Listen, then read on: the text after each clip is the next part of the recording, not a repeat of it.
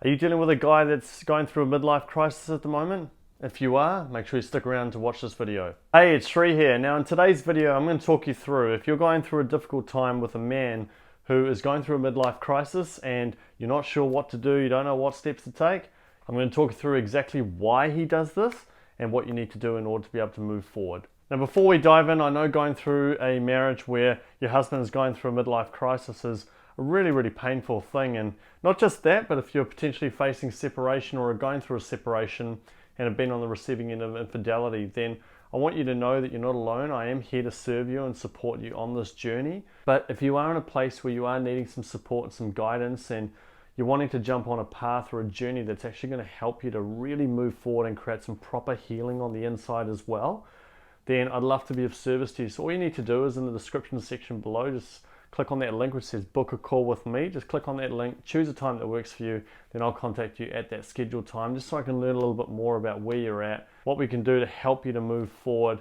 and really help you to alleviate some of that pain that you're going through as well, because I know how painful it is for you right now. And make sure to hit that subscribe button below and click on that bell notification as well, so every week you get access to my latest videos teaching you more about dealing with infidelity, how to heal from it, how to move forward if you're going through a separation, really learn more about male psychology as well, so that you can understand your husband at the deepest level. Now I get it, your husband's probably wanting to buy a Maserati, he's probably flirting with other women, he might be wanting to go and travel the world, he might be wanting to just finish up his career, he might even be wanting to wear slit jeans. And I know how frustrating that is, especially when you've been with this man for a long time, sometimes 10, 15, 20 years together. And now what's happened is the man that you thought you knew, he's a completely different person. You don't know how to navigate your way through this. And in addition to that, he may have cheated on you, he may have wanted a separation, he might have even said, you know what, I don't want to be married to you anymore. I love you, I'm not in love with you, and I just want to kind of move forward. I just want to live my life, be able to do what I want to do. If that sounds familiar, I get it. Your life has just completely shifted in the worst possible way. It's almost like he's just pulled the rug from underneath you and you don't know what to do, you don't know what steps to take. You know, is this a phase? Is this something that's just going to change down the line? He's going to get back to who he is? Probably got a lot of questions in your mind, you're not sure what steps you need to take. So what I'm going to do now is I'm going to talk you through some really important reasons around why he's going through this midlife crisis, and also what you need to do in order to be able to heal, but also maximize your chances of saving your marriage. Now, in terms of the why, one of the things that I hear a lot is that it's almost like this mysterious force that has just come along and possessed him on some level. And he's suddenly like this different person, and he's not wanting to spend any time with me, and he's wanting to do all these other things that I explained earlier in this video. Now, I want to be clear here. It's not just some random thing that's just happened to him. I want to explain to you a concept which I call the architect effect. You see, for a lot of guys, early on in their lives, whether it be teenagers, late teens, early 20s, they have a certain expectation of what they want in their life. And that expectation comes from their experiences in terms of who are their role models, you know, potentially as their parents, potentially friends, you know, superstars on TV and so on. They all influence what a person wants. And so if he's got a particular vision or a particular idea of what he wants in his life, we call that his blueprint. Now, that blueprint, if his reality is less than his blueprint, i.e. his reality is less than his expectations, then there's going to be some form of pain. Now, the thing is that blueprint was always there. Now, what I find in a lot of marriages is that they don't actually communicate a lot of those things. They don't talk about the depths of what they actually want growing up. Because in every moment, they're trying to make sure that they feel significant. So why would he be vulnerable enough to say, yeah, I've got this dream, but you know, I feel like I've just kind of failed it, I haven't achieved what I wanted, and so on. It's going to be embarrassing. There's going to be an element of shame there. So therefore, he's probably going to suppress a lot of that. And so time goes on, he gets married, he has kids, a lot of time and energy is put into that. He knows he's got a responsibility to fill in order to provide for the family and so on. And then often what happens is time goes very quickly in those moments. You know, we don't realize that suddenly the kids are at school, the kids are at college and so on, and we think, where the hell did time go? And not only that, but we look back at ourselves and we think, what's going on here? What's happening? How did all this change? How did life just happen so quickly? And so often you'll find that at around 40-ish, around that age, even earlier, even a little bit later, you tend to find that men start to ask a few questions of themselves. And then they look at their blueprint, and then they look at their reality. And if there is a big gap between what they have now and what they actually wanted, in other words, they don't have those things that they actually had planned in the beginning. And because often there's a lot of suppression that's gone on over the years, whether that's being with lots of women, whether that's buying fancy cars, whether that's becoming a multi-millionaire, whatever that vision is, it doesn't have to be these grand things. It could be something small. It doesn't matter.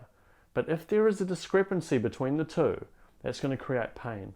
And often for a lot of guys, they get to a point where around their mid-30s, early 40s and so on, and it starts to hit a tipping point. And they've put all their energy and all their time and so on into the marriage, into raising their kids, and suddenly they're in this place where they realize, goodness me, where has time gone? I need to start living life a little bit more. I don't want to feel controlled.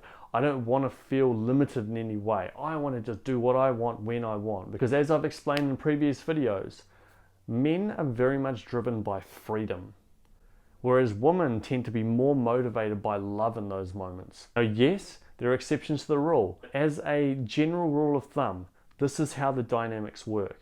So in these moments, if he's feeling like, where the hell did time go? I can't believe I haven't actually been able to achieve those things that I wanted. Well, I want that freedom to be able to go and pursue the things that I want to do, or, engage in some of the activities that I wanted to do in the past. And so that's why he goes through what we call a midlife crisis, where he wants that freedom to do those things. Because he associates being in this environment right now as a form of constriction and an impediment towards doing those things. Now, I know that would be really hard to hear that, because from your perspective, you know that love is the most important thing in your life. And to be perfectly honest, I genuinely believe that love is the most important thing in life. I really do. However, that doesn't take away from the fact that he wants to achieve those things. He wants to get those things. He wants to buy those cars and so on. And so that can create a huge amount of confusion and uncertainty, and it shakes and rocks your world completely, and you're not sure what to do. And my heart goes out to you in those moments. So now we know a little bit about why these things happen. What we need to know now is, what do we actually do? How do we move forward with this? Now, I believe there are two things that you need to do. The first is, you need to make sure that you take a really, really supportive approach to all of this. Now, remember, you can't change him in these moments.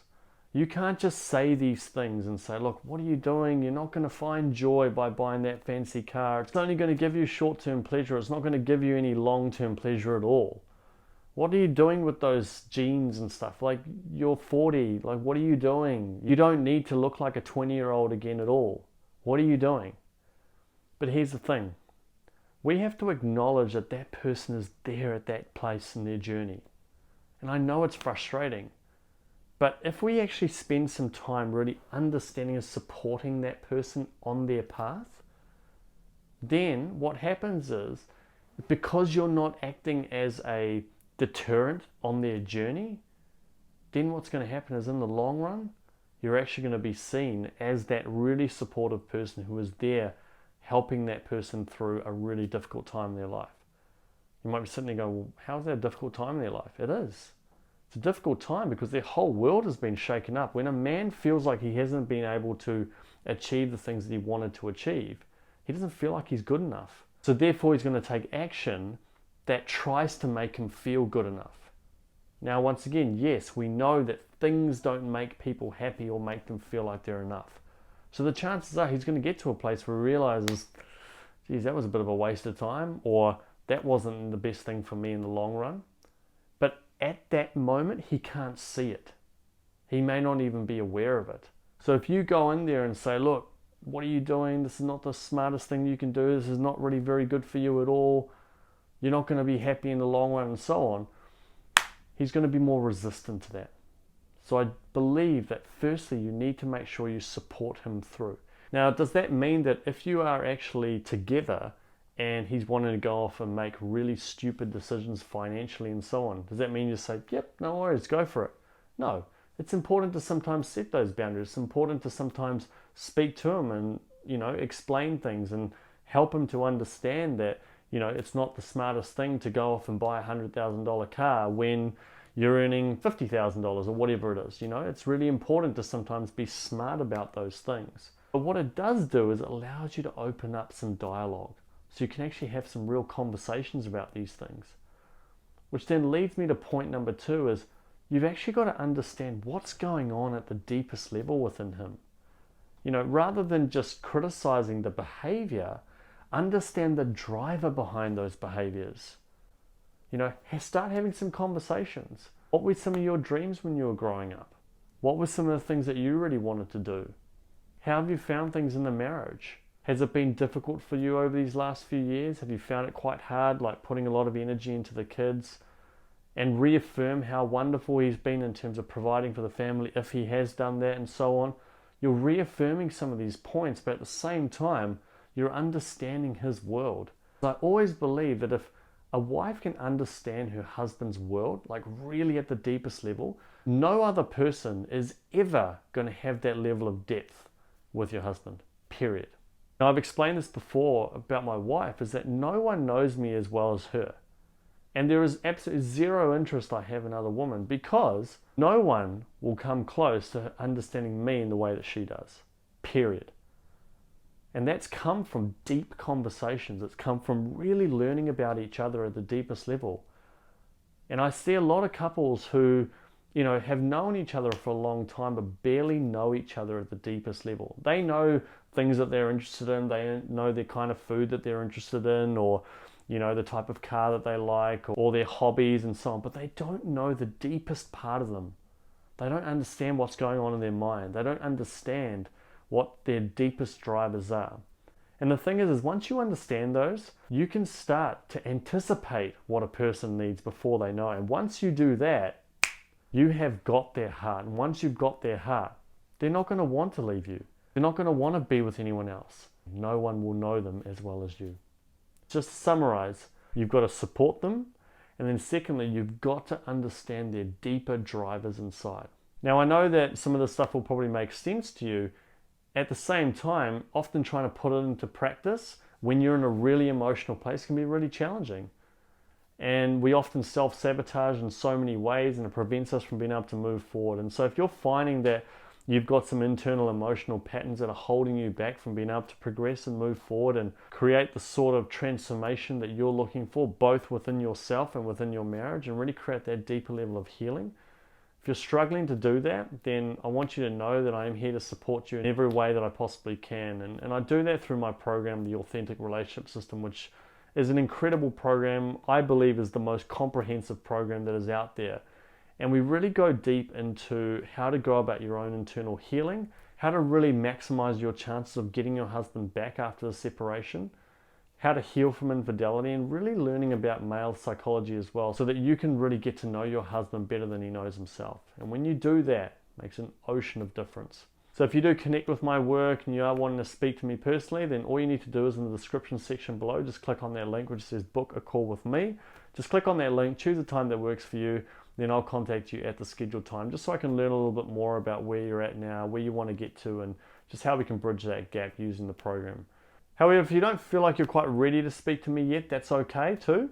Then what I'd encourage you to do is in the description section again, there's a link to register for the free masterclass training. That training is there to show you the exact steps that my client Sarah used to be able to save her marriage in less than 60 days. She's a remarkable woman, created some amazing changes in her life, and I know you're going to get lots out of it. So just click on that link, register for the training, and then just show up with an open mind, and make sure you stick around to the very end, and I'll make sure I give you a free gift that I know you'll really enjoy as well. Thank you so much for watching this video. If you've liked it, make sure you hit the like button below. If you want to get more videos like this, hit that subscribe button. And do let me know what your biggest takeaway is from this video as well. I always love hearing the comments and the questions, and I'll make sure I respond to every single one of them. And if you want to learn why men give off mixed messages, click this video above. And if you want to learn how to stop emasculating a man, just click this video above. Thank you so much, and I'll talk to you in the next video.